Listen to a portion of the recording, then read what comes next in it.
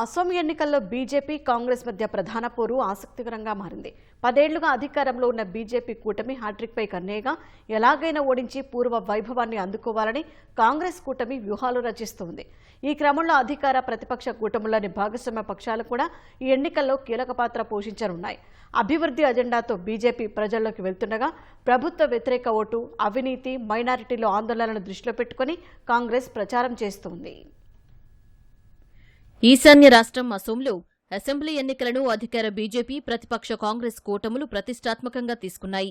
అధికార ఎన్డీఏ కూటమిలో బీజేపీతో పాటు Asom Gana Parishad AGP, United Peoples Party Liberal, UPPL, Bodoland Peoples Front, BPF భాగస్వామ్య పక్షాలుగా ఉన్నాయి. ప్రతిపక్ష కూటమిలో కాంగ్రెస్తో పాటు CPM, Asom Jatiya Parishad, AJP, All Party Hill Leaders Conference, APHLC భాగస్వాములుగా ఉన్నాయి. హిమంత బిశ్వశర్మ నేతృత్వంలోని బీజేపీ కూటమి మరోసారి విజయంపై కన్నేసింది.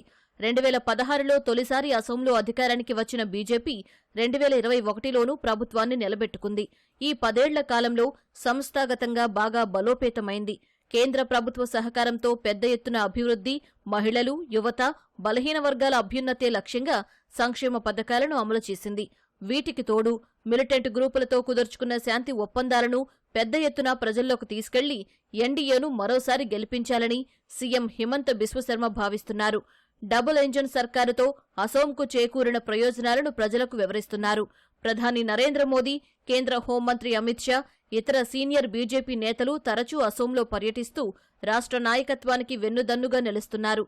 అయితే 10 ఏళ్లుగా అధికారంలో ఉండడం వల్ల ప్రభుత్వ వ్యతిరేక ఓటును తగ్గించడం బీజేపీకి సవాలుగా మారింది. మైనారిటీల ఓటర్లు, ప్రత్యేకించి బెంగాలీ మాట్లాడే ముస్లింలు, అక్రమ వలసదారుల నుంచి వ్యతిరేకత బీజేపీకి కొంతమేర ప్రతికూలంగా మారింది. సీఎం బిశ్వశర్మ, ఆయన కుటుంబ సభ్యులు అవినీతికి పాల్పడుతున్నారంటూ విపక్షాలు పెద్ద ఎత్తున చేస్తున్న ప్రచారం బీజేపీకి తలనొప్పిగా మారినట్లు కనిపిస్తోంది. 6 కమ్యూనిటీలను ఎస్టీల జాబితాలో చేర్చే అంశం సుదీర్ఘకాలంగా పెండింగ్లో ఉండడం వల్ల ఆ వర్గాల్లో అసంతృప్తి నెలకొంది.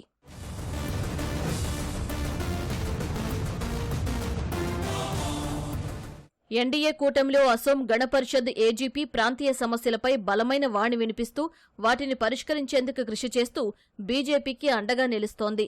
బోడోలాండ్ పీపుల్స్ ఫ్రంట్ బీపీఎఫ్ గత ఏడాది జరిగిన బోడోలాండ్ టెరిటోరియల్ కౌన్సిల్ ఎన్నికల్లో గెలిచి జోరు మీదుంది. అసెంబ్లీ ఎన్నికల్లోనూ ఈ ప్రాంతంలో 15 సీట్లు గెలవడంలో కీలక పాత్ర పోషిస్తుందనే అంచనాలు ఉన్నాయి. 2016 ఎన్నికల్లో ఎన్డీఏ భాగస్వామిగా ఉన్న బీపీఎఫ్ 13 చోట్ల పోటీ చేసి 12 చోట్ల గెలిచింది. అయితే ఆయా పార్టీల్లో అంతర్గత విభేదాలు కొంత ప్రతికూలంగా మారాయి. గౌరవ్ గొగోయ్ నేతృత్వంలోని కాంగ్రెస్ పార్టీ బీజేపీకి గట్టి పోటీ ఇచ్చేలా కనిపిస్తోంది. 2016కు ముందు వరుసగా 15 ఏళ్ల పాటు అసోంను కాంగ్రెస్ పాలించింది. దశాబ్ద కాలంగా అధికారానికి దూరంగా ఉండటం వల్ల చాలామంది సీనియర్లు పార్టీని వీడారు.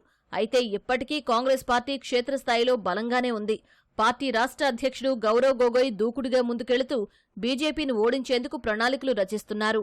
మైనారిటీలు, బెంగాలీ మాట్లాడే ముస్లిం ఓటర్ల మద్దతుపై కాంగ్రెస్ భారీ ఆశలు పెట్టుకుంది. ఎన్డీఏ కూటమిలో అసంతృప్తులను తమ వైపు తిప్పుకునే ప్రయత్నాలు ముమ్మరం చేసింది.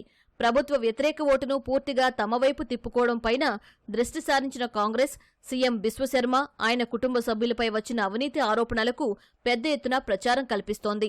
అయితే గొగోయ్, ఆయన భార్య ఎలిజబెత్ కోల్బర్న్కు పాకిస్తాన్తో సంబంధాలు ఉన్నాయని ఇటీవల హిమంత బిశ్వశర్మ ఆరోపించడం కాంగ్రెస్కు కొంత ప్రతికూలంగా మారే సూచనలు కనిపిస్తున్నాయి.